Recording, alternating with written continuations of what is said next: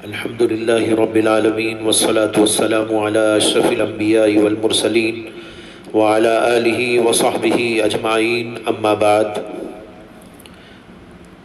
حضرات، آپ کے سامنے قیامت کی علامات اور نشانیوں کا ذکر کیا جا رہا تھا، اور ان میں سے کل حضرت مہدی رضی اللہ عنہ کے ظہور کا تذکرہ کیا گیا تھا، اور ان کے بارے میں دو باتیں میں نے واضح کی تھی۔ ایک تو یہ کہ حضرت مہدی کون ہوں گے اور ان کی پہچان کیسے ہوگی، اور دوسرے یہ کہ وہ کس دور اور کس زمانے میں اور ان کا کن حالات میں ظاہر ہوں گے۔ آج میں اس سلسلے کی تیسری بات عرض کرنا چاہتا ہوں، اور وہ یہ ہے کہ حضرت مہدی کو دنیا میں کیوں آنا ہے اور وہ کیا کام انجام دینے کے لیے دنیا میں تشریف لائیں گے۔ یہ بڑا اہم ترین سوال ہے۔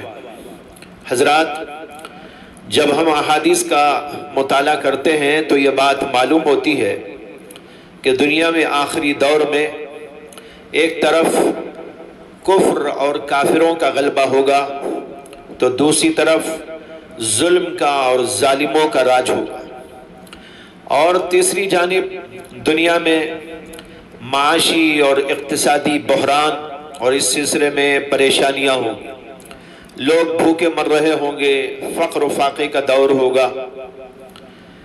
ایسے دور میں اللہ تبارک و تعالی حضرت مہدی رضی اللہ عنہ کو دنیا میں ظاہر فرمائیں گے۔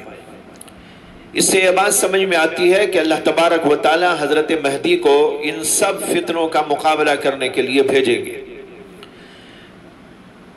جہاں تک میں نے غور و فکر کیا، احادیث کی تلاش کی اور جستجو کی، تو میرے سامنے حضرت مہدی کے 4 اہم ترین کارنامے آ گئے، جن کو میں یہاں پر پیش کروں گا اس وقت آپ کے سامنے۔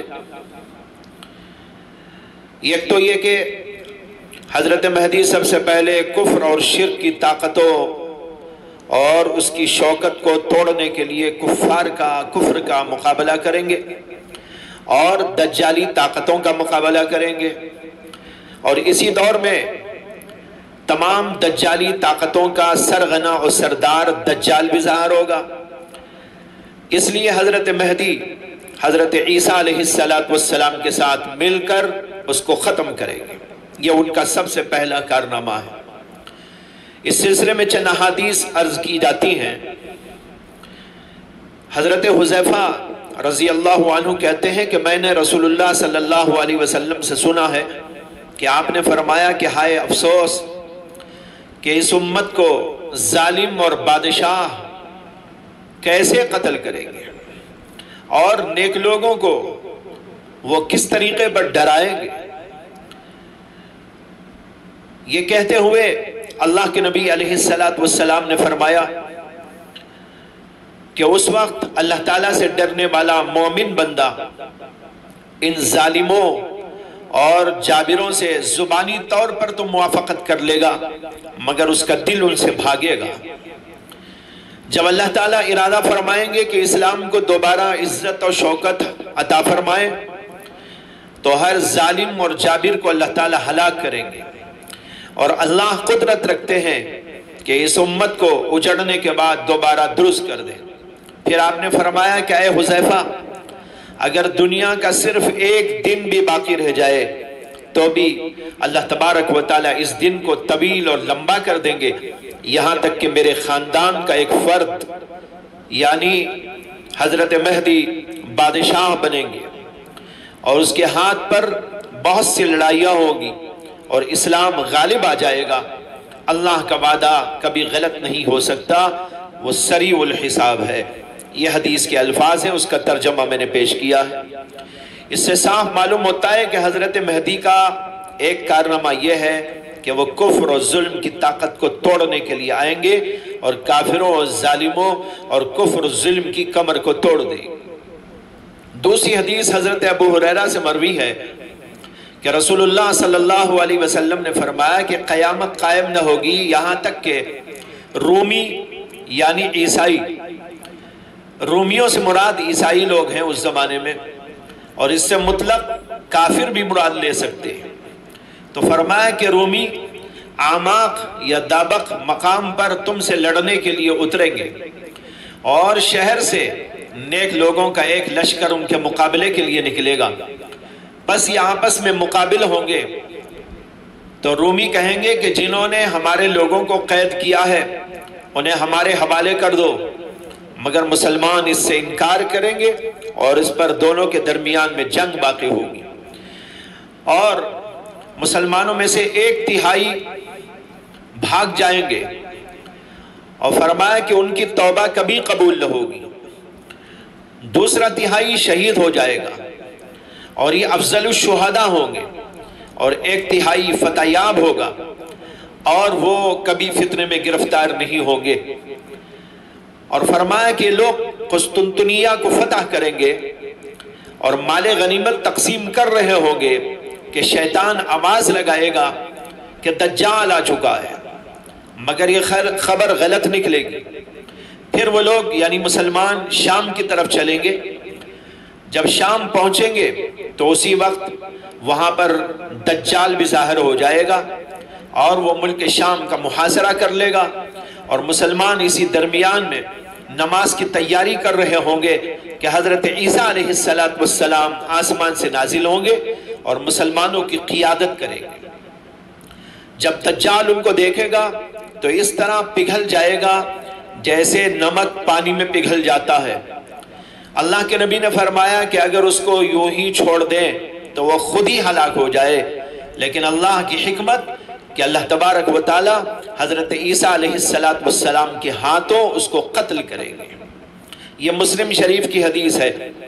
इस हदीस से भी साफ मालूम हुआ कि दज्जाल की दज्जालियत और उसकी सारी ताकतों का मुकाबला करके उसे उसके आखिरी अंजाम तक पहुंचाने के सिलसिले में हज़रत मेहदी का रोल होगा और वो इस सिलसिले में हज़रत ईसा अलैहिस्सलाम के साथ मिलकर काम करेगा।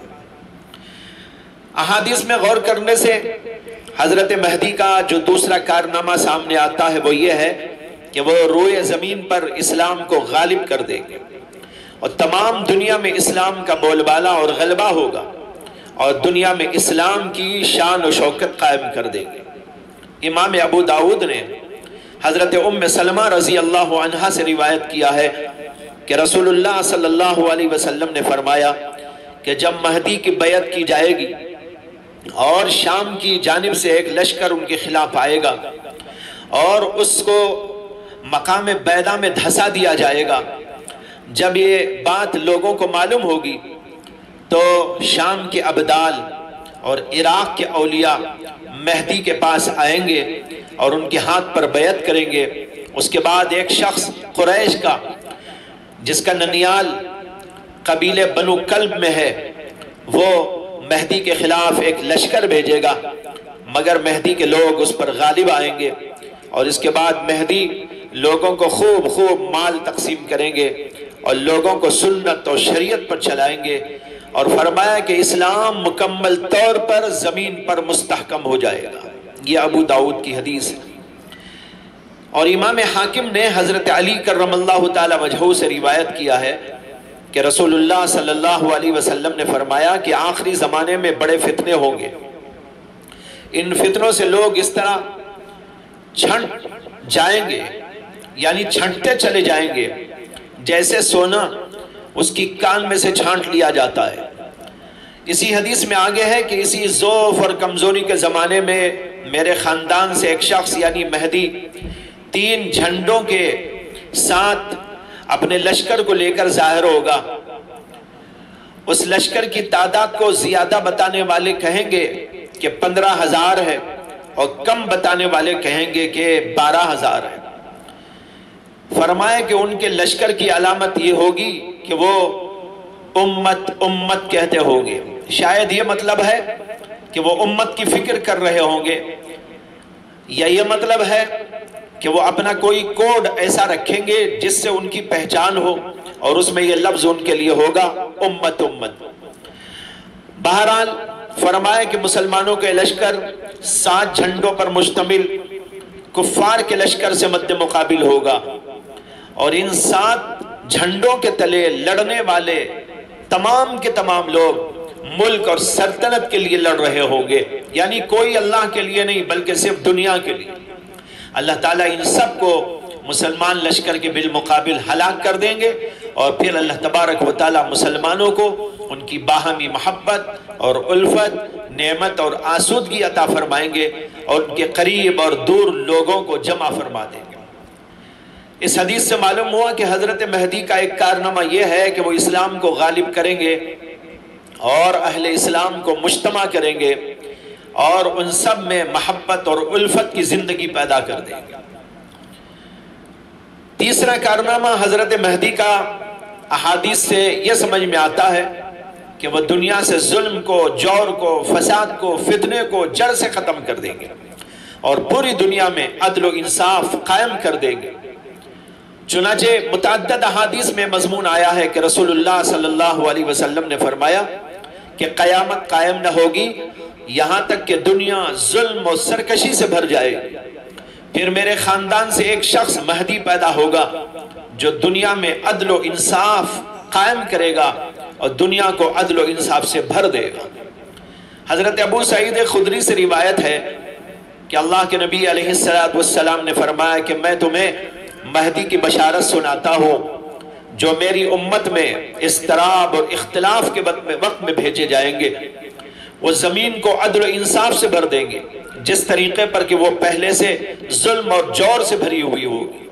اس سے معلوم ہوا کہ حضرت مہدی کا یہ کارنامہ ہوگا کہ وہ دنیا میں انصاف قائم کریں گے اور ظلم اور جور اور فساد کو دنیا سے ختم کر دیں گے۔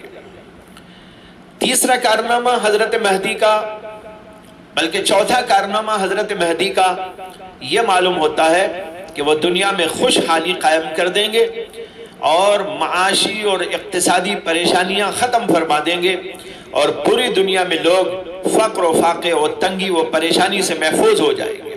یہ ان کے زمانے کی برکت ہوگی۔ اس سلسلے میں بھی بہت ساری احادیث ہیں، یہاں صرف ایک دو حدیثیں سناتا ہوں۔ حضرت ابو سعید خدری رضی اللہ عنہ کہتے ہیں کہ اللہ کے نبی علیہ السلام نے فرمایا کہ مہدی لوگوں کو یکساں طور پر مال تقسیم کریں گے، یعنی کوئی امتیاز نہیں برتیں گے اپنے میں اور غیر میں، وہ سب کو یکساں طور پر دیں گے۔ اللہ تبارک و تعالی ان کے دور میں میری امت کے دلوں کو استغنا اور بے نیازی سے بھر دیں گے، اور ان کا عدل و انصاف بلا کسی تفریق کے سب کو عام ہوگا۔ اور ایک حدیث میں یہ آیا ہے کہ فرمایا رسول اللہ صلی اللہ علیہ وسلم نے کہ مہدی کے دور میں موسلادھار بارش ہوگی اور زمین سے خوب پیداوار ہوگی، اور مہدی لوگوں کو ان میں سے خوب عطا کرے گا۔ حضرت ابو سعید خدری سے روایت ہے کہ اللہ کے رسول علیہ السلام نے فرمایا کہ میری امت کے آخری دور میں مہدی آئیں گے، اور اللہ تعالیٰ ان کو خوب بارشوں سے سیراب کریں گے، اور زمین پر خوب کھیتی ہوگی، وہ سبھی لوگوں کو برابر مال تقسیم کریں گے، مویشی میں اضافہ ہو جائے گا، اور امت کی بڑائی اور بزرگی ظاہر ہوگی، اور فرمایا کہ وہ 7 یا 8 برس تک دنیا میں رہیں گے۔ ایک حدیث میں آتا ہے کہ فرمایا مہدی کے دور میں جو خوشحالی لوگوں کو نصیب ہوگی اس سے پہلے کبھی لوگوں نے ایسی خوشحالی نہیں دیکھی ہوگی۔ یہ چند احادیث ہیں، ان سے حضرت مہدی کا کارنامہ کیا ہوگا وہ بالکل واضح طور پر سمجھ میں آ رہا ہے۔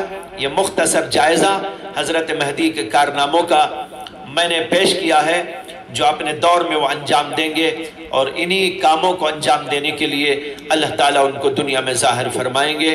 وآخر دعوانا ان الحمدللہ رب العالمین۔